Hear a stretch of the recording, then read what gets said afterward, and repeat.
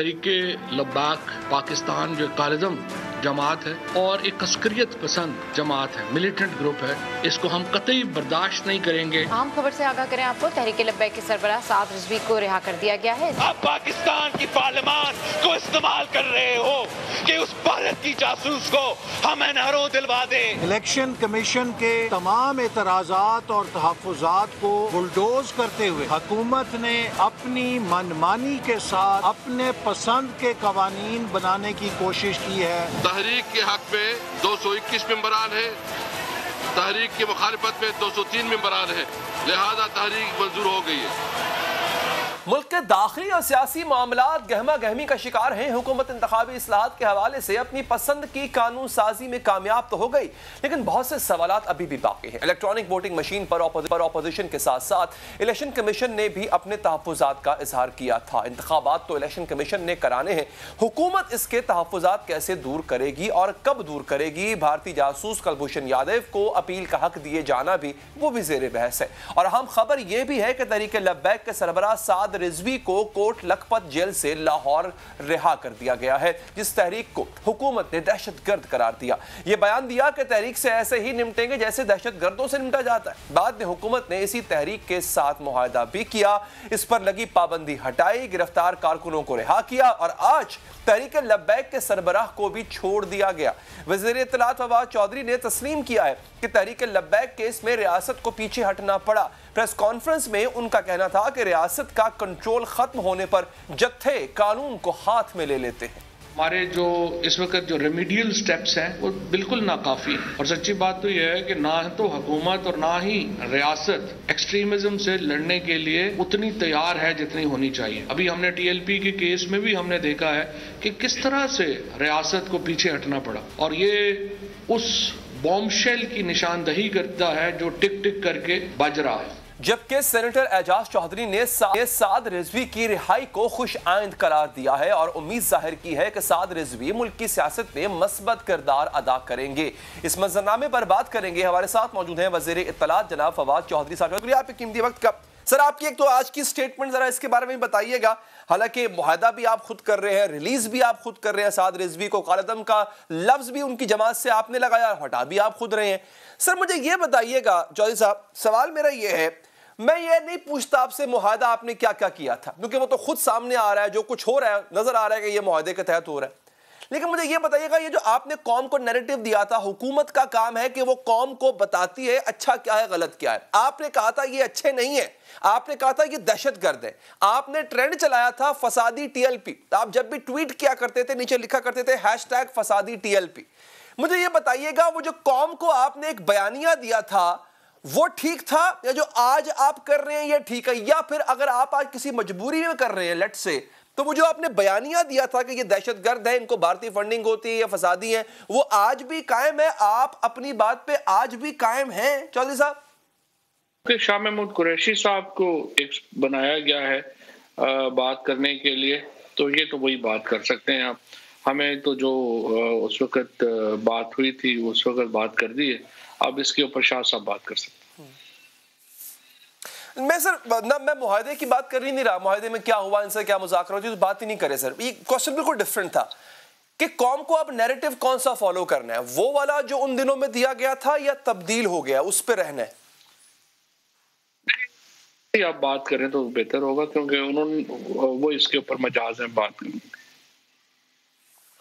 अच्छा चलें सर, हम इसमें काटा लगा देता हूं इस पूरे सेगमेंट के ऊपर, मैं आगे बढ़ता हूं सर। इलेक्ट्रॉनिक वोटिंग मशीन पे आ जाते हैं सर। ये एक बड़ी जीत थी गवर्नमेंट की जो आपको कल हासिल हुई। आप बाकी बिल्स भी आपने पास कराए, मगर ये एक ऐसा बिल था कि जिसमें बड़ी रुकावटें आपको सामना करना पड़ रही थी सर। लेकिन इसमें अपोजिशन के भी तहफ़्फ़ुज़ात हैं और उससे अलावा इलेक्शन कमीशन के भी तहफ़्फ़ुज़ात हैं सर। इलेक्शन कमीशन अगर इसको एग्जीक्यूट करने की हामी नहीं भरता तो किस तरह से इसको सर आप कैरी फॉरवर्ड करेंगे इस अपने इलेक्ट्रॉनिक वोटिंग मशीन के मिशन को?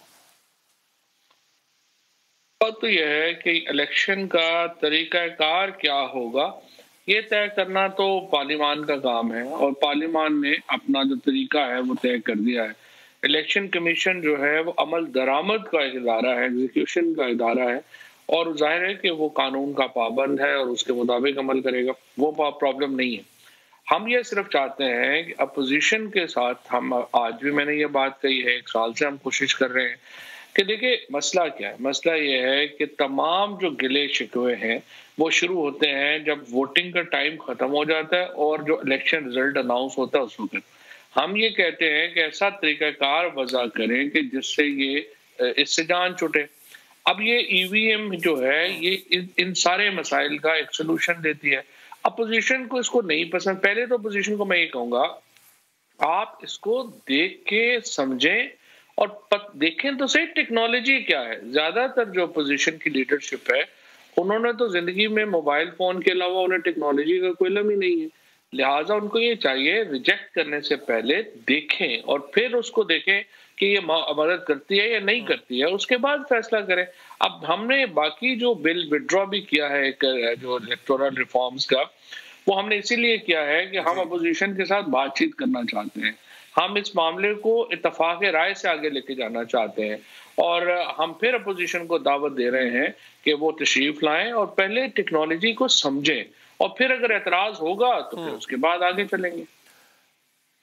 تو جو سب ای سی پی کیوں نہیں سمجھ رہا؟ چلیں اپوزیشن والوں کو تو اتنا پتہ نہیں ہے, اتنے ٹیکس ہیوی نہیں ہے, ای سی پی کے پاس تو وہ ہے ایکسپرٹیز ہیں ساری کی ساری, انہیں کیوں نہیں سمجھ آ رہی اس کی؟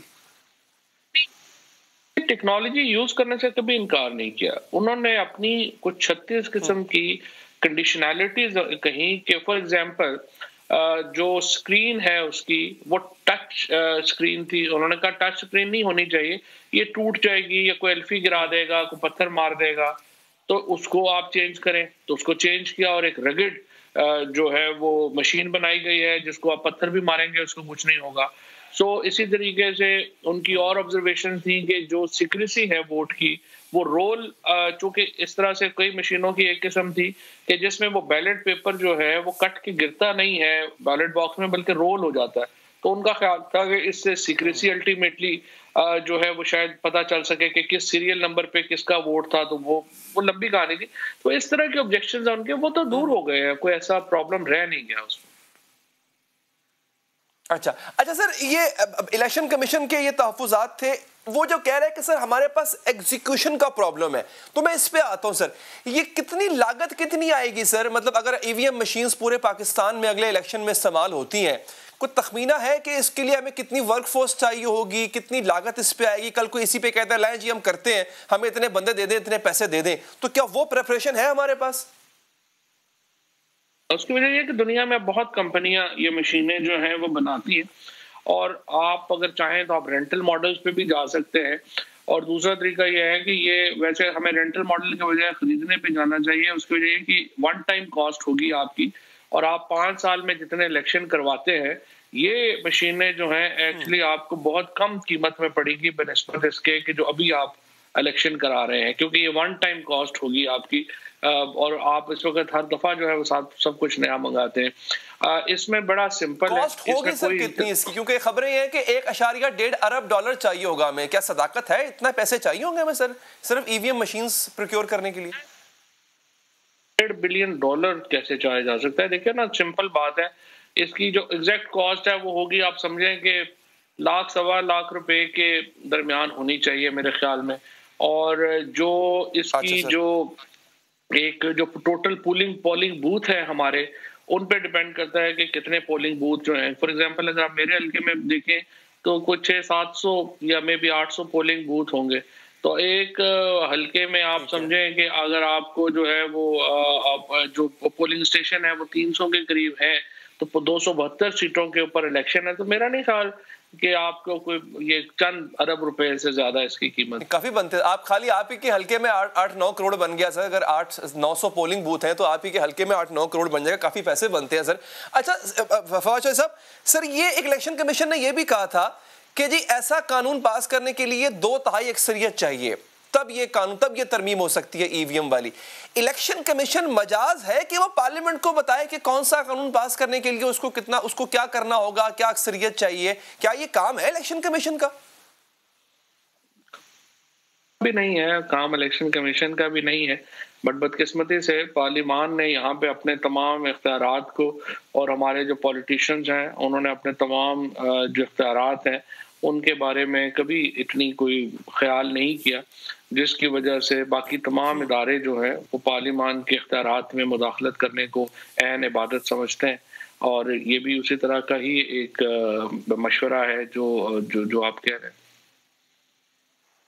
اچھا سر، یہ اب 11 نومبر کا جو اجلاس تھا اس کے بعد اس کو جب ملتوی کیا گیا تو یہ کہا گیا کہ اتحادیوں کو تو ہم نے کچھ بات کرنی ہے لیکن اپوزیشن کو بھی ہم نے سمجھانا ہے، لیکن سر اس دوران پھر ہوا یہ کہ جب آپ نے کل یہ کام کیا سارا کچھ، اپوزیشن جو ہے وہ نہ سمجھی تھی نہ وہ اعتماد میں تھی آپ کے، تو سر یہ پھر کیا ہوا کہ 11 نومبر کے بعد آپ کو لگا کہ اب ضرورت نہیں ہے اپوزیشن کو سمجھانے کی، حالانکہ ملتوی اسی وجہ سے کیا گیا تھا کہ اپوزیشن کو بھی آن بورڈ لینا ہے؟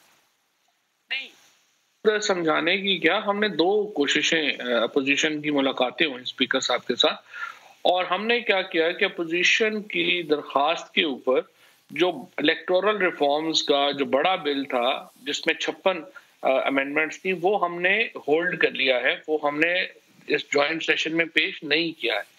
ای وی ایم اور آئی ووٹنگ کے اوپر ہم نے اس لیے پیش کرنا پڑا ہمیں کہ دیکھیں اس کے پیچھے ایک بہت ٹیکنیکل کام ہونا ہے، اور جب اگر ہم لا منظور نہیں کرائیں تو پھر آپ پیسے مختص نہیں کر سکتے اس کی وہ ٹیکنیکل کام کے لیے، تو ہمیں وہ جو 2 بل جو ارجنسی تھی وہ ہمیں کرانے پڑے، لیکن ہم نے اپوزیشن کو اس وقت بھی یہ کہا اور اب بھی ہم یہ کہتے ہیں کہ آپ آئیں، بیٹھیں، ٹیکنالوجی کو سمجھیں اور باقی معاملات کے اوپر چلیں، تو ہم آپ کے ساتھ مل کے آگے چلتے ہیں، ہماری ضد کا مسئلہ نہیں ہے، لیکن اگر وہ ہم پاس نہیں کراتے تو پھر اس کی جو ٹیکنیکل جو اس کے اوپر ایک چاہیے فریم ورک وہ ہم نہیں بنا پاتے الیکشنوں تک۔ اچھا سر، اب ہم آگے بڑھتے ہیں، جو کہ بہت سی چیزیں ہیں جو کل ہوئی ہیں اس پہ بھی بات کرنی ہے ہم نے۔ سر کلبھوشن کے حوالے سے جو اپیل کا حق ملا ہے ان کو عالمی عدالت انصاف کے حکم کے بعد یا ان کی یوں کہہ لیں کہ سجیشن کے بعد، اس پہ کہا یہ گیا اپوزیشن کی طرف سے سر کہ یہ پرسن سپیسیفک آپ نے قانون بنایا، پھر آپ نے وضاحت بھی کی کہ کیوں بنایا گیا۔ سر کیا پاکستان میں اگر فوجی عدالت سے سزا ملتی ہے تو اس پہ اپیل کا حق آلریڈی نہیں تھا ہمارے ملک میں؟ ہمارا اس وقت ایشو یہ ہے کہ جو ملٹری کورٹس ہیں ان کے اندر پہلی بات تو یہ ہے کہ سیولینز ٹرائی نہیں ہوتے، ان میں صرف جو ہے وہ فوج سے جو متعلقہ لوگ ہیں وہ ٹرائی ہوتے ہیں، اور ان کا ایک پورا ہیرارکی علیحدہ ہے ملٹری کورٹس کی جہاں سے سزائیں ہوتی ہیں۔ یہ جو کلبھوشن جادو کا معاملہ تھا، یہ جب گیا کونسلر ایکسس کے ساتھ انٹرنیشنل کورٹ میں تو ہمارا موقف یہ تھا کہ یہ آرٹیکل 199 کے تحت وہاں پہ ایک رٹ کر سکتے ہیں، لیکن جو انڈین کے جو لائرز تھے ان کا موقف تھا کہ یہ رٹ جو ہے اس میں وہ فیکٹس کو کھول نہیں سکتی عدالت، اور اس کے وہ جورسڈکشن بڑی محدود ہے، لہٰذا اس کو قانون میں تبدیلی جو ہے وہ ہونی چاہیے۔ اور انٹرنیشنل کورٹ آف جسٹس نے ہمیں 2 آپشن دیے، یا تو ہم قانون چینج کریں اور ریویو جو ہے جو سول ریویو ہے اس کا رائٹ دیں، اور اگر ہم قانون چینج نہیں کرتے تو پھر انٹرنیشنل کورٹ آف جسٹس نے جو کلبھوشن کا کیس ہے وہ وہاں پہ میرٹس کے اوپر سننا تھا، لہٰذا اس وقت کی حکومت نے جو نون لیگ کی حکومت تھی انہوں نے یہ پوزیشن لی کہ ہم یہ قانون تبدیل کر دیں گے، اور انہوں نے جو پوزیشن لی تھی اس کے مطابق پھر یہ قانون جو ہے وہ تبدیل ہو۔ اچھا سر، اسی طرح سے ہم نے اسٹیٹ بینک کو بھی آزاد کیا ہے، خود مختار کیا ہے، اب کہا یہ جا رہا ہے اور اپوزیشن بھی تنقید کر رہی ہے سر کہ ہم اگر یہ کرنے جا رہے ہیں اسٹیٹ بینک کو اگر ہم خود مختار اگر کرنے جا رہے ہیں ہم، اگر ایسا ہوتا ہے تو یہ بھی IMF کے کہنے پہ ہوگا، تو سر یہ ایک تاثر یہ مل رہا ہے کہ ہم جو پالیسیز بنا رہے ہیں جو بڑے ڈیسیجنز ہیں جیسے کلبھوشن والا، یہ تو آپ نے کہہ دیا کہ نون لیگ کے دور میں ایگری کر گئے ہوئے تھے ہم، یا اسٹیٹ بینک والا، یہ ہم باہر والوں کے کہنے پہ کر رہے ہیں کے اوپر دنیا جو ہے ہم ایک دوسرے کے ساتھ اوپر ڈیپینڈنٹ ہیں، اور ہم ایک دوسرے کی باتیں اگر لاجیکل ہوں اور ہمارے مفاد کے خلاف نہیں ہوں تو وہ مان کے بھی چلتے ہیں، کوئی ایسی اس میں بری بات بھی نہیں ہے۔ یہ جو پاکستان کے اندر بڑی ریفارمز آئی ہیں، اکنامک ریفارمز آئی ہیں، یہ سارے کی ساری باہر کے والوں کے کہنے کے اوپر آئی ہیں، ادروائز تو یہاں پہ حکومتیں جس طرح سے نواز شریف نے اور پیپلز پارٹی والوں نے کیا، اربوں روپیہ اسٹیٹ بینک سے چھپوایا گیا، وہ پیسے بانٹے گئے جس کے نتیجے میں ہماری اکانومی کی کمر ٹوٹ گئی۔ یہ تو پہلی بار ہوا ہے کہ موجودہ حکومت کے آنے کے بعد 1 روپیہ بھی ابھی تک ہم نے اسٹیٹ بینک سے پرنٹ نہیں کروایا، اور اس کی وجہ سے جو بھی مسائل آئے وہ ہم نے پولیٹیکل قیمت اس کی ادا کی، لیکن ملک کو معاشی قیمت جو ہے اس کی نہیں بھگتنی پڑی۔ اور یہ کہنا کہ ہر بات باہر والوں کے کہنے پہ ہوتی ہے، یہ بھی ایک بہت ہمارے ہاں ایک رواج ہے یہ بات کہنے کا، اور اس کو ایز اے فیشنیبل اسٹیٹمنٹ کے طور پہ لیا جاتا ہے۔ دوسری بات یہ ہے کہ جو اسٹیٹ بینک کو اٹانومی دینا جو ہے اس میں غلط کیا ہے؟ بس اپوزیشن کو تنقید تو یہ کرنی چاہیے نا، دنیا بھر میں جو اسٹیٹ بینک ہیں وہ انڈیپینڈنٹ ہوتے ہیں، اسٹیٹ بینک اپنی پالیسیز کریٹ کرتے ہیں تاکہ پولیٹیکل پریشرز کے نیچے، بلکہ دنیا میں اب یہ ہو رہا ہے کہ جو بڑے آپ کے فائنینشیل انسٹیٹیوشنز ہیں ان کو سیاسی آزادیوں سے، سیاست سے آزاد کیا جا رہا ہے تاکہ وہ پیورلی ٹیکنیکل بنیادوں کے اوپر اپنے آپ کو لیکن جو سر عرض یہ ہے کہ اگر باہر والے کو کہنے پہ ہم نے یہ کچھ کیا بھی ہے جن کا کوئی فائدہ ہوا ہے، لیکن سر باہر والوں کے کہنے پہ ہم نے اگر ڈالر کو فری فال چھوڑ دیا اور آج اس کی وجہ سے آج باقی مسائل، مہنگائی، باہر کے کہنے پہ ہم نے جو ہے وہ الیکٹریسٹی کی پرائسز بڑھائی ہیں، سبسڈیز کم سے کم کی ہیں، تو سبسڈی دینا گورنمنٹ کا کام نہیں ہوتا، وہ ہم ایگری کرتے ہیں، لیکن جو موجودہ مہنگائی ہے اس میں کیا ہاتھ نہیں ہے ان ڈیسیجنز کا جو ہم نے باہر والوں کے کہنے پر لیے؟ میں ڈالر جو ہے اس کو پاکستان کو ڈالر خرچ کرنے چاہیے جیسے شاہدار نے کیے 20-25 بلین ڈالر، اور ڈالر کو نیچے رکھنا چاہیے۔ آپ کے خیال میں یہ اچھی اکنامک اسٹریٹجی ہے؟ سر یہ بھی آپ نے کیا، ایسا تو نہیں نا کہ آپ نے نہ کیا، اور پیسے آپ نے پھر بھی ڈالے مارکیٹ میں، اس کے باوجود ڈالر جو ہے وہ آپ کے ہاتھ نہیں آیا، تو یہ بات خود ایگری کر چکے ہوئے ہیں منسٹری آف۔ سر آپ کے جہانگیر ترین صاحب نے انٹرویو دیا تھا کہ 5 ارب روپیہ آپ نے ایک موقع پہ ڈالا، پھر آپ نے دوبارہ کوشش کی کہ 15-20 ارب روپیہ ڈالا جائے، اب یہ مارکیٹ میں مختلف مواقع پہ ڈالا گیا، اور یہ میں آپ کے اپنے وزراء آن ریکارڈ ٹی وی پر آ کے کہہ چکے ہوئے ہیں۔ سر روپیہ نہیں ہوگا، 5 ارب ڈالر ہوگا، کیونکہ روپیہ ڈالنے سے تو ظاہر ڈالر نیچے نہیں آئے گا نا، تو 5 ارب مجھے اس میں لگا کہ 5 ارب ڈالر اگر ہو ہی نہ جائے ہمارے پاس، اگر ہوتا تو ہم IMF کے پاس کیوں جاتے؟ پھر اس کا مطلب ہے کہ وہ سٹیٹمنٹ صحیح نہیں ہے نا، یا آپ نے سنی صحیح نہیں ہے۔ ایشو یہ ہے کہ جو بھی اگر آپ نے اکانومی کو مستحکم کرنا ہے تو اس کا بڑا حل صرف ایک ہے، اور وہ یہ ہے کہ آپ کی ایکسپورٹس زیادہ ہوں، آپ کی امپورٹس کم ہوں۔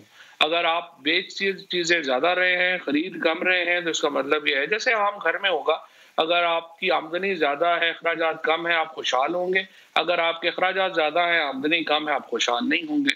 پاکستان کو سب سے بڑا جو پرابلم یہ تھا کہ آپ نے اپنی انڈسٹری بٹھا دی، پچھلے پورے جو اشرے گزرے اس کے اندر آپ کی انڈسٹری زیرو ہو گئی، آپ کی ٹیکسٹائل انڈسٹری بیٹھ گئی۔ ہم نے آگے کیا کیا ہے، اس وقت ایکسپورٹ پاکستان کی تاریخ کی سب سے بلند سطح کے اوپر ہے، ٹیکسٹائل کو ہم نے کھڑا کیا۔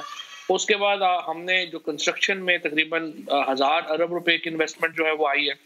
اس کے بعد جو آپ کی باقی دیگر جو ہمارے زراعت ہے اس کے اندر 1100 ارب روپے کی آمدنی آئی ہے۔ سو آپ کیا کر رہے ہیں، پہلی بار عمران خان کی حکومت پاکستان کی معیشت کے فنڈامنٹلز کو ٹھیک کر رہی ہے، اور اگر آپ فنڈامنٹلز کو ٹھیک نہیں کریں گے تو آپ ہمیشہ ایسے رہیں گے۔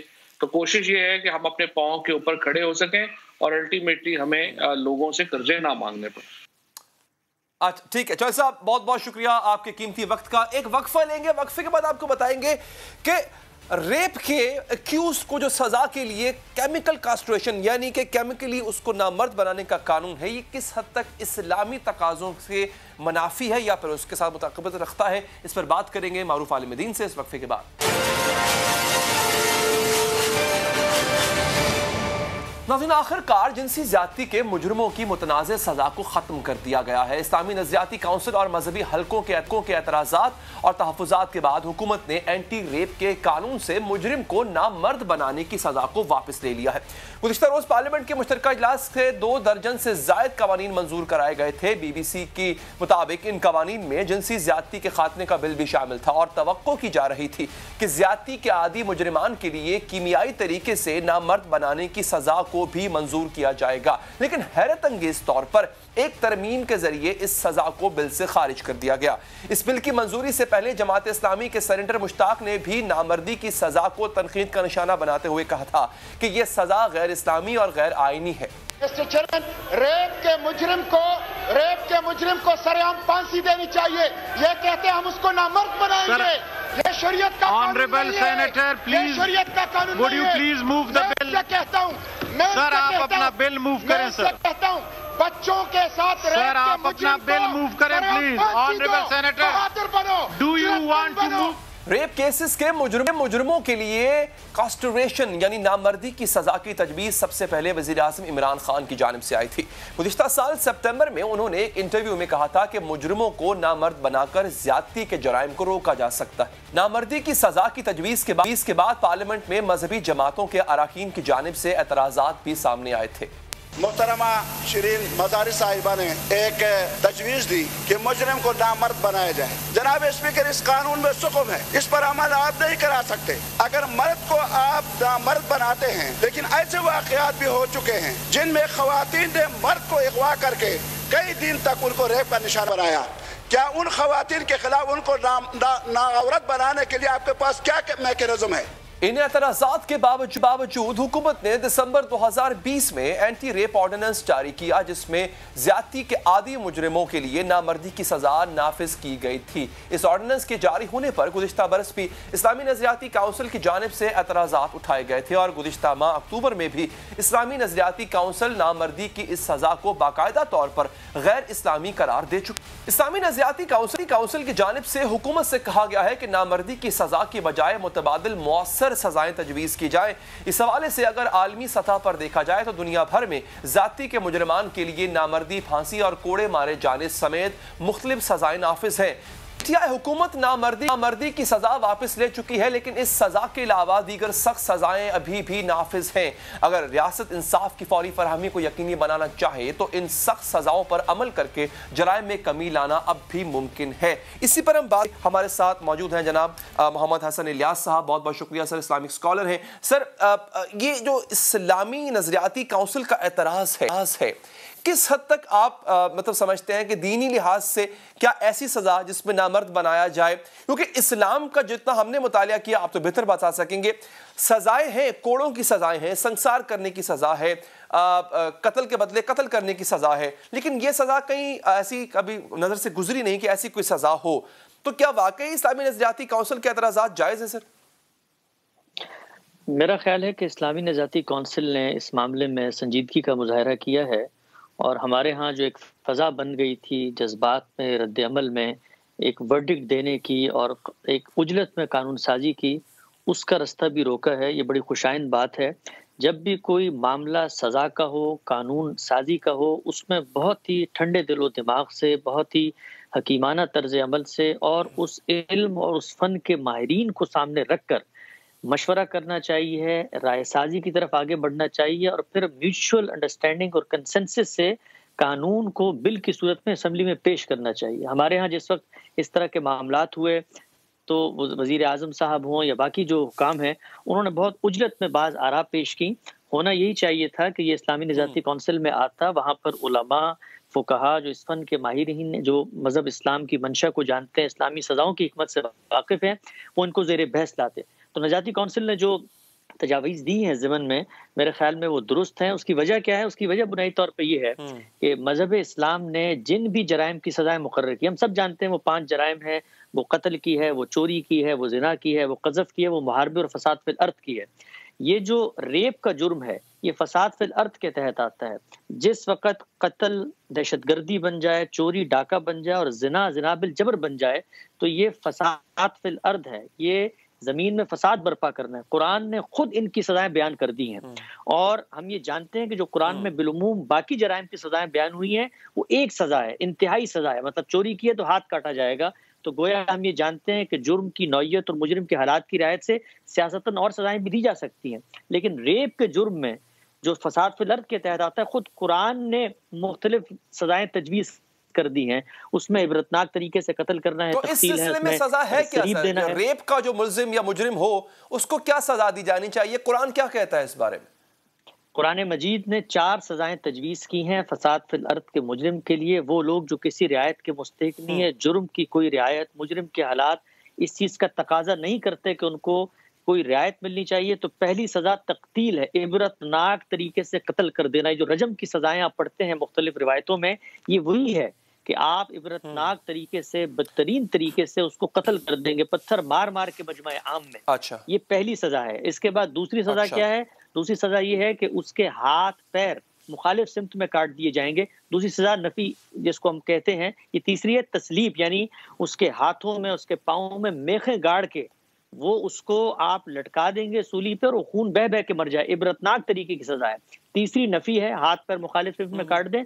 और चौथी जिलावतनी। ये 4 सजाएं हैं जो मुतय्यन तौर पे बयान कर दी गई हैं। अब अगर आप इन सजाओं से हटते हैं तो हटने की कोई वजह होनी चाहिए, यानी मसलन कोई वजह ये बयान कर सकता है कि जी इस वक्त आलमी नज़म इस चीज की इजाजत नहीं देता कि कैपिटल पनिशमेंट दी जाए, तो अब ये कोई वजह है जिसके बाद आप कोई सजा तजवीज करेंगे। जब आप सजा तजवीज करेंगे तो जुर्म के माहिरीन, इंसानी नफ्सियात के माहिरीन, कानून के माहिरीन। मैं इसमें एक चीज आपसे पूछना चाह रहा हूँ हसन साहब, ये मुझे बताइएगा सर, आपने बार बार लफ्ज किया, कुरान भी ये लफ्ज इस्तेमाल कर रहा है इबरतनाक, तो सर इससे जाहिर तो ये होता है कि तमाम सजाएं जो हैं ये किसी बंद कमरे में नहीं दी जा सकती, ये सब सामने होनी चाहिए, मजमा आम में सजाएं दी जानी चाहिए, तभी तो वो इबरत हासिल करेंगे। बिल्कुल ऐसा ही है, कुरान मजीद ने बताया है। बिल्कुल रसूल मोहम्मद सल्लल्लाहु अलैहि वसल्लम का असवा भी यही है कि जिस वक्त आपने सजाएं नाफिज की हैं उस मौके पे लोगों के एक ग्रोह को वहां पर रखा है, वो लोगों के लिए भी जरिया इबरत बने। ये जो सजा तजवीज़ की जाती है नामर्द होने की, इसमें तो सबसे ज्यादा गौर तलब पहलू ये है कि इसमें इबरत का कौन सा पहलू है। यानी इबरत तो वो होती है जो लोगों के मुशाहिदे में आती है, लोग उससे एक तासुर लेते हैं। एक शख्स के साथ आपने दुरूने खाना ये मामला कर दिया है, और ये बात भी सोचने की है कि हमारे यहाँ जो आम तासुर हो गया है कि रेप के जुर्म में महज एक मुहर्रिक अव्वल वो जिनसी तलज्जुज़ का हुसूल होता है, ये खुद काबिल बहस है। रेप के अंदर और बहुत सारे मुहर्रिकात हैं, तो इसकी भी कोई गारंटी नहीं है कि आप अगर किसी को नामर्द कर दें तो उसके बाद वो इक़दाम नहीं कर सकता। दुनिया में कानून की तारीख के माहिरीन ये बताते हैं कि इस तरह के जो मुजरिमीन हैं, जिस जहनी कैफियत में होते हैं, वो दूसरे ज़राए अपना लेते हैं लोगों की इस्मत दरी करने के। तो इस मामले में ठंडे दिलो दिमाग के साथ बैठना चाहिए। जो शरीयत ने सजाएं तजवीज़ की हैं ये बताना चाहिए कि उनसे हटने की क्या वजह है, और अल्लाह की बताई हुई सजाओं में बड़ी हिकमत, बड़ी दानाई, बड़ी बसीरत, बड़ी तदरीज है। हमें उस पर ही अमल करने की राहें तलाश करनी चाहिए। अच्छा सर, इसमें कैटेगरिकली अगर मैं आपसे पूछूं तो रेप के कॉन्विक्ट की जो सजा है वो मौत है। अब उसके तरीकेकार मुख्तलिफ हो सकते हैं, फांसी हो सकती है, सरेआम, सर कलम सरेआम, संसार करना सरेआम, कोड़े सरेआम। सरेआम एक अलग से बहस है, लेकिन at the end of the day है capital punishment. Is this what I am understanding sir? इबरतनाक तरीके से कत्ल कर दिया जाएगा, ये उस जुर्म की एक सजा है। कुरान ने खुद 4 ऑप्शन दे दिए हैं। ऑप्शन जब दिए जाते हैं तो इसका मतलब ये होता है कि मुजरिम किसी रियायत का मुस्तहिक नहीं है, जुर्म अपनी इंतहाई सूरत में हो गया है। खुद कुरान मजीद ये बताता है कि जब खुद कोई शख्स अपने आप को पेश कर दे तो अकल भी ये कहती है कि उस वक्त एक शख्स के अंदर निदामत भी है, रुजू भी है, इनाबत भी है, जुर्म की अंजाम दही का एहसास भी है, तो उस वक्त इंतहाई सजा ना दी जाए। तो ये 4 सजाएं हैं। हर मुजरिम को देखा जाएगा, उसके हालात को देखा जाएगा। देखिए, जब हम किसी को सजा देते हैं तो सिर्फ उसको सजा नहीं दे रहे होते, उसके बच्चे, उसके खानदान, उसका इर्द गिर्द, उसका माहौल। अब एक शख्स है, उसने जवानी के अंदर इस तरह का कोई मामला कर दिया, उसके छोटे छोटे बच्चे हैं, उसकी बीवी है, तो हर आदमी, आप किसी भी अदालत में जाएं, कोई भी केस हो, तो आप देखिए उसमें सजा बयान की जाती है कि इस जुर्म की सजा 5 से 7 साल है। तो जज ये देखता है कि मुजरिम किसी रियायत का मुस्तहिक तो नहीं है। तो जिना बिल जबर की सजा फसाद फिल अर्द के तहत कुरान मजीद में बयान हो गई। इबरतनाक तरीके से कत्ल किया जाना चाहिए है अगर वो किसी रियायत का मुस्तहिक नहीं है। बिल्कुल ठीक है, बहुत बहुत शुक्रगुजार हूं आपका हसन इलाज साहब कि आपने बड़े मुदल्लिल अंदाज से आपने चीज़ों को समझाया।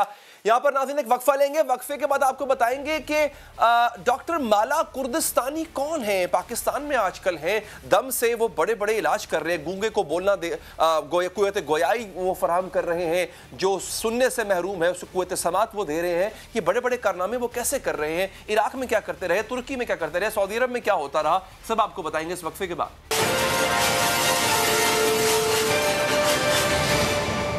आखिरकार पीटीआई हुकूमत भी कर्ज की खातिर घुटने टेकती नजर आ रही है। 6 अरब डॉलर्स के प्रोग्राम के लिए एक एक करके IMF की कड़ी से कड़ी शराइत पूरी की जा रही है।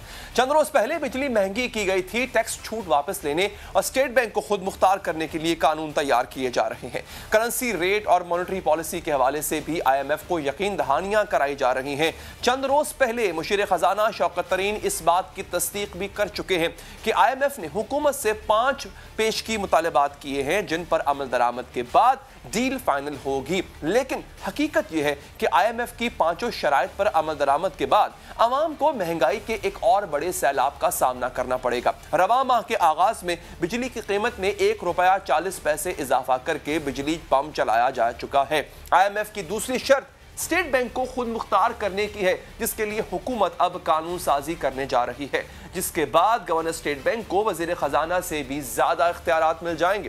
IMF کی تیسری شرط ٹیکس چھوٹ کا خاتمہ ہے۔ اس میں پیٹرولیم مصنوعات اور صنعتی شعبے کو دی گئی بجلی اور گیس پر ٹیکس چھوٹ شامل ہے۔ وزیر خزانہ نے تصدیق کی ہے کہ اس پر عمل کے لیے بھی قانون تیار کیا جا رہا ہے۔ اس مطالبے کی منظوری سے بھی عوام کی جیب پر بھاری بوجھ پڑے گا۔ ٹیکس چھوٹ ختم ہونے کے بعد صنعتی شعبہ یقینی طور پر اپنا بوجھ عوام پر منتقل کرے گا، جس سے مہنگائی میں مزید اضافہ ہوگا۔ IMF کی چوتھی اور 5ویں شرط ایکسچینج ریٹ اور شرح سود میں اضافے سے متعلق ہے، اور اب خبر یہ ہے کہ اسٹیٹ بینک کل نئی مانیٹری پالیسی کا اعلان کرنے جا رہا ہے، اور خبر یہ بھی ہے کہ اسٹیٹ بینک شرح سود میں اضافے کا اعلان کرے گا۔ IMF ان پیشگی شرائط کے بعد قرض پروگرام منظور کرے گا، اور ممکنہ طور پر اس پروگرام کے ساتھ مزید شرائط بھی آئیں گی۔ IMF کے پروگرام کے ملکی معیشت اور عوام کی زندگی پر کیا اثر پڑنے والا ہے، اسی پر مزید بات کریں گے سابق وزیر خزانہ جناب مفتاح اسماعیل صاحب سے۔ مفتاح صاحب شکریہ، شرطیں ہم پوری کر رہے ہیں۔ سر یہ بتائیے گا کہ یہ جو اسٹیٹ بینک کو خود مختاری دینے جا رہے ہیں، اس کا کیا فائدہ ہوگا؟ مطلب اس سے پاکستان کا کیا فائدہ ہے؟ پہلے کتنی خود مختاری تھی، اب کتنا اس میں اضافہ کر دیا جائے گا، اور اگر ایسا ہوگا تو اس سے فائدہ کیا ہوگا؟ علی صاحب دیکھیں، دنیا بھر میں ایک زمانے میں 50-60 کی دہائی کے اندر اسٹیٹ بینک جو تھے وہ وفاقی حکومت کے ساتھ فیڈرل فائنانس منسٹری کے ساتھ مل کے کام کرتے تھے۔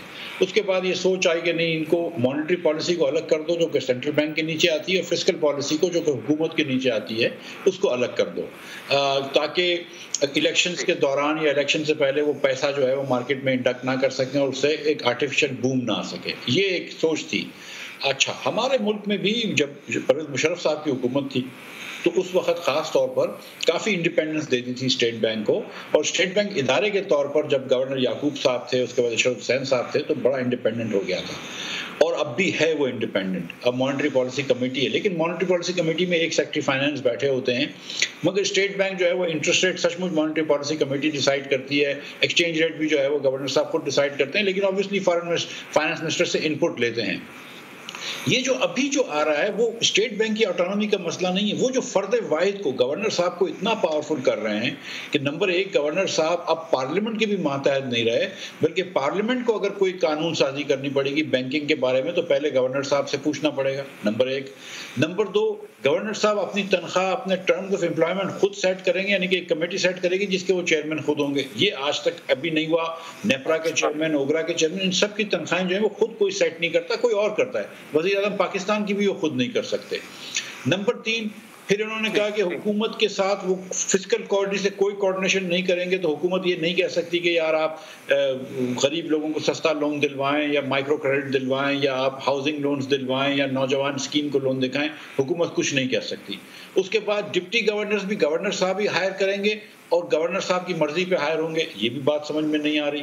اس کے بعد گورنر صاحب کے اوپر کوئی انویسٹیگیشن نہیں ہو سکتی ماں سوائے کہ گورنر صاحب خود اجازت دیں، یا اسٹیٹ بینک کے کسی امپلائی کے اوپر کوئی انویسٹیگیشن نہیں ہو سکتی ماں سوائے کہ وہ خود اجازت دیں، اور ان کو نوکری سے نکالنے کا طریقہ یہ ہے کہ کوئی کورٹ ان کو گلٹی پروف کرے، تو گلٹی پروف کر ہی نہیں سکتی کیونکہ خود انہوں نے اجازت ہی نہیں دی ہوگی انویسٹیگیشن کرنے کی، اور ٹرم بھی 5 سال کی کر دی۔ تو یہ اتنی ایک فرد واحد کو اٹانومی دی جا رہی ہے، وہ ایک فرد۔ لیکن سر دیکھیں، یہ اس کا اطلاق تو ہر گورنر اسٹیٹ بینک پہ ہوگا۔ کل کو آپ آتے، آپ گورنر اسٹیٹ بینک لے کے آتے، اس کے پاس بھی یہی پرسنل پریویلیجز ہوں گے۔ ایک دوسرا یہ، اگر یہی ماڈل 50-60 سالوں سے پوری دنیا میں ترقی یافتہ ملکوں میں کامیاب ہے تو پھر یہاں کامیاب کیوں نہیں ہو پائے گا؟ دیکھیں، ایک تو یہ کہ پوری دنیا میں اتنی کسی فرد واحد کو کسی کو اٹانومی نہیں دی ہوئی۔ بینک کے اٹانومی کے اوپر تو ہم بحث نہیں کر رہے، میں تو گزارش کر رہا ہوں کہ آلریڈی ہے بینک کو اٹانومی، تھوڑی بہت آپ اس کو آگے پیچھے کرنا ہے کر لیں۔ یہ تو فرد واحد کو جو ہے ڈکٹیٹوریل پاور دے رہے ہیں، یہ کوئی وائس رائے تو نہیں ہے نا۔ یہ مطلب یہ کہاں سے منطق ہے کہ IMF کا ڈپٹی گورنر بھی آئے، IMF کا گورنر بھی آئے، اور پھر پورے 22 کروڑ لوگوں میں سے کوئی اس کو نہ پوچھ سکے، جو وزیر اعظم ووٹ لے کر آئے ہوں، جو ممبران پارلیمنٹ ووٹ لے کے آئے ہوں، وہ کوئی ان سے کچھ نہ پوچھ سکیں۔ یہ کون سی منطق ہے؟ یہ میری سمجھ سے باہر ہے۔ مجھے دنیا میں ایک اور ملک دکھا دیں جہاں پہ گورنر کی اتنی 100% رٹ موجود ہو کہ گورنر کا کوئی پوچھ نہ سکتا ہو۔ یہ میری سمجھ سے باہر ہے۔ اچھا سر، یعنی کہ آپ کہہ رہے ہیں کہ مانیٹری پالیسی کے ڈیسیجن کی حد تک یا اس طرح کے فیصلوں کی حد تک خود مختاری ٹھیک ہے، اس سے کوئی فرق نہیں پڑے گا. اچھا سر، ایک اور چیز ہے، اب 5ویں شرط یہ تھی ایکسچینج ریٹ اور شرح سود میں اضافہ، وہ اب یہ بلکہ انہوں نے نومبر کے اینڈ کا انتظار بھی نہیں کیا، یہ کل کرنے جا رہے ہیں اناؤنس، بڑی جلدی میں کرنے جا رہے ہیں. اس سے کیا ہوگا؟ اب ہم ایکسچینج ریٹ کو بالکل بھی، حالانکہ انہوں نے انفلیکس کیا تھا، پیسے ڈالنے کی کوشش کی تھی ایکسچینج ریٹ کنٹرول کرنے کے لیے، نہیں ہو سکا. یہ جو ہم سعودی عرب سے لے کے آئے تھے اس نے بھی کوئی فرق نہیں ڈالا اتنا. اب سر کیا ہوگا جب بجلی بھی بڑھ جائے گی، ٹیکس کی چھوٹ بھی ختم کر دی جائے گی انڈسٹریز کے لیے، اور مانیٹری پالیسی بھی شاید کوئی 1-1.5% کا اضافہ ہو جائے؟ اگر کل 1% کل پالیسی ریٹ بڑھتا ہے تو حکومت پاکستان کو 250 ارب روپے سالانہ مزید سود کی مد میں دینے پڑیں گے. 25,000 ارب روپے میرے خیال سے کم از کم روپی لون ان کا ہوگا، تو اس پہ 1% آپ کو کم از کم 250 ارب روپے حکومت پاکستان کو سود کی مد میں دینے پڑیں گے. نمبر 1 تو یہ ہو جائے گا. 1% یہ بڑھے گا تو پاکستان کے اندر معیشت بھی تھوڑی سی سلو ہوگی، پرائیویٹ بزنسز کی بھی کاسٹ بڑھ جائے گی، اور جو پہلے یہ گورنر صاحب 13% پہ انٹرسٹ لے کے گئے تھے 13.25% پہ، اور جس میں صرف ہاٹ منی کے انویسٹرز کو فائدہ ہوا تھا، پورا پاکستان کے اندر نقصان آ گیا. پاکستان میں معیشت رک گئی، ریسیشن آ گیا، اور حکومت پاکستان کو ہر سال 1500 ارب روپے کی زیادہ سود دینی پڑی. یہ اس قسم کی طرف لے کے جا رہے ہیں. مجھے اگین دیکھیں، گورنر صاحب نے ڈیسائیڈ کیا تو 1 ہفتے پہلے کر لی میٹنگ، باقی کسی سے نہیں پوچھا گیا. Members of policy committee, governor صاحب فیصلہ کر لیں گے. مجھے یہ سمجھ میں نہیں آ رہا کہ اتنی کیا گورنر صاحب کو پاور دینے کی ضرورت ہے. مطلب سیریسلی آپ ٹھیک ہے مانیٹری پالیسی میں ڈیسائیڈ کریں، اگر فائنانس سیکٹری اس میں بیٹھا ہو تو کیا حرج ہے اس کے اندر؟ مطلب حکومت کا مشورہ لینا کیا ضرورت ہے؟ یہ 6 آدمی ممبران مل کے فیصلہ کر لیں. یہ اتنی قسم کی انڈیپینڈنس کہیں نہیں ہوتی کہ ایک فرد واحد جو ہے وہ اپنی مرضی چلائے. اچھا مفتی صاحب، بلکہ یہ آج ہی کی خبر ہے، پچھلے 2 مہینے میں ہمارا FDI جو ہے اس میں بڑا ڈراسٹک ڈراپ آیا سر. اچھا سر، یہ بتائیے گا یہ جو IMF سے ہمیں قرض ملنے جا رہا ہے، یہ انفیوژن کتنا ضروری ہے پاکستان کے لیے کہ اس کو حاصل کرنے کے لیے ہم ٹیکس چھوٹ ختم کر رہے ہیں، کاسٹ آف پروڈکشن چیزوں کی بڑھ جائے گی، عوام کو برداشت کرنی پڑے گی، ہم بجلی بڑھا رہے ہیں، ہم انٹرسٹ ریٹ بڑھا رہے ہیں، یہ جو چند بلین ڈالرز ہیں یہ کتنے امپورٹنٹ ہیں IMF کے ہمارے لیے؟ دیکھیے IMF کا ایک جو مطلب 6واں ٹرانش تو صرف $1 بلین کا تھا، لیکن کیونکہ ان کے پاس ریزرو 3 مہینے سے کم ہیں، اور کیونکہ یہ امپورٹ جو ہے وہ 75 بلین کی اسپیڈ پہ جا رہے ہیں، جو کہ پاکستان کی تاریخ کا نہ صرف سب سے زیادہ اماؤنٹ ہے بلکہ پرسنٹیج آف GDP میں بھی سب سے زیادہ ہے. کیونکہ ہم ایکسپورٹ نہیں کر پا رہے 28 بلین کے اوپر، تو ہمارا ٹریڈ ڈیفیسٹ بھی 47 بلین کا ہوگا. لہٰذا اب حکومت یہ سمجھتی ہے کہ ان کے لیے ناگزیر ہو گیا ہے. تو پرابلم اس کے لاسٹ ٹائم دیکھیں ایک ہی مرتبہ IMF کا پروگرام سکسیسفلی ختم ہوا ہے، وہ اسحاق ڈار نے کرا تھا 2013 سے 16 تک. مسئلہ یہ ہے کہ جب حفیظ شیخ صاحب بھی جب تشریف لے گئے تھے اور IMF سے بات کری تھی تو IMF کی بات کو منوہن مان گئے تھے. شوکت ترین صاحب جب آئے تو انہوں نے کہا میں کچھ چیزیں نہیں مانوں گا، میں میں بجلی کی قیمت بڑھانے کی بات نہیں مانوں گا، لیکن مان لی اور پھر ہمارے اوپر بڑھا دی، اور فروری میں پھر بڑھائیں گے. پھر انہوں نے کہا تھا کہ ہم ایکسچینج ریٹ جو ہے وہ 150 160 تک ہونا چاہیے، آج 175 76 کی مارکیٹ ہے. پھر انٹرسٹ ریٹ بڑھا رہے ہیں. تو جو مجھے یہ سمجھ میں آتا ہے کہ اگر IMF سامنے کچھ بات کر رہا ہے تو ٹھیک ہے، آپ نیگوشیٹ تو کریں نا، آپ کچھ تو اپنی بات رکھیں. یہ پچھلی مرتبہ بھی ایسا ہوا تھا کہ جو IMF کہہ رہا تھا اس سے زیادہ یہ گورنر صاحب نے کرا. جب وہ ایجپٹ آئے تھے انہوں نے تو کبھی کہا بھی نہیں تھا کہ آپ فارورڈ لوکنگ انفلیشن کو کم کریں، انہوں نے کرنا شروع کر دیا. تو یہ سمجھ میں آتا ہے کہ اب IMF کے پاس جائیں اگر آپ کو جانا ہے تو، لیکن تھوڑا سا اپنا بھی تو کوئی بات رکھے نا. ہر بات آپ ان کی اس قسم کی گورنر کی آٹونومی آپ مان کے آ رہے ہیں. مطلب مجھے سمجھ میں نہیں آ رہا کہ IMF کو کیا فرق پڑ رہا ہے گورنر کے ٹرمز آف کنڈیشنز جو ہے وہ گورنر خود سیٹ کرے یا کوئی اور سیٹ کرے. مطلب اس قسم کی جو حرکتیں ہیں کہ IMF کسی اور ممالک کو یہ کہتا ہے، کچھ اور ممالک کو کہ آپ یہ کریں، کوئی اور IMF کے پروگرام والا ملک ہے اس کے پاس ایسی کنڈیشنز ہیں، یہ بھی تو بات کرنی چاہیے. ٹھیک ہے، بہت بہت شکریہ مفتی صاحب، آپ کا بہت شکریہ کہ آپ نے وقت نکالا. آگے بڑھیں گے ناظرین. روحانی علاج تعویذ دم گانڈا باقاعدہ ایک دھندا بن چکا ہے. اس کے نام پر شہری ظلم کا نشانہ بنتے ہیں، ذہنی اور جسمانی استحصال کا شکار ہوتے. ان دنوں پاکستان میں عراقی کردستان کے علاقے سے تعلق رکھنے والے مالا علی کردستانی کا چرچا ہے. لوگ ان سے رابطے کے لیے بےتاب ہیں. ڈپٹی کمشنر کے عہدے کے افسران سے بھی رابطے کر رہے ہیں. ڈپٹی کمشنر کو ٹویٹ کر کے وضاحت کرنی پڑ رہی ہے کہ ان کا دفتر اس رابطے کے لیے کوئی مدد نہیں کر سکتا، یہاں تک کہ حامد میر صاحب کو بھی ٹویٹ کرنا پڑی۔ مالا علی کردستانی کا دعویٰ ہے کہ وہ جسمانی طور پر معذور افراد کا علاج کرنے کی صلاحیت رکھتے ہیں۔ ان کے یوٹیوب چینل کے 21,13,000 سے زائد سبسکرائبرز ہیں۔ ہر ویڈیو میں وہ کسی نہ کسی اندھے، گونگے یا بہرے یا چلنے پھرنے سے معذور شخص کا علاج کرتے نظر آتے ہیں۔ ان کا دعویٰ ہوتا ہے کہ علاج کے بعد گونگے بہرے افراد سننے اور بولنے لگتے ہیں، نابینا افراد دیکھنے کے قابل ہو جاتے ہیں۔ ایسی ہی ایک ویڈیو میں انہوں نے سعودی عرب میں ایک نابینا شخص کی بینائی بحال کرنے کا دعویٰ کیا تھا۔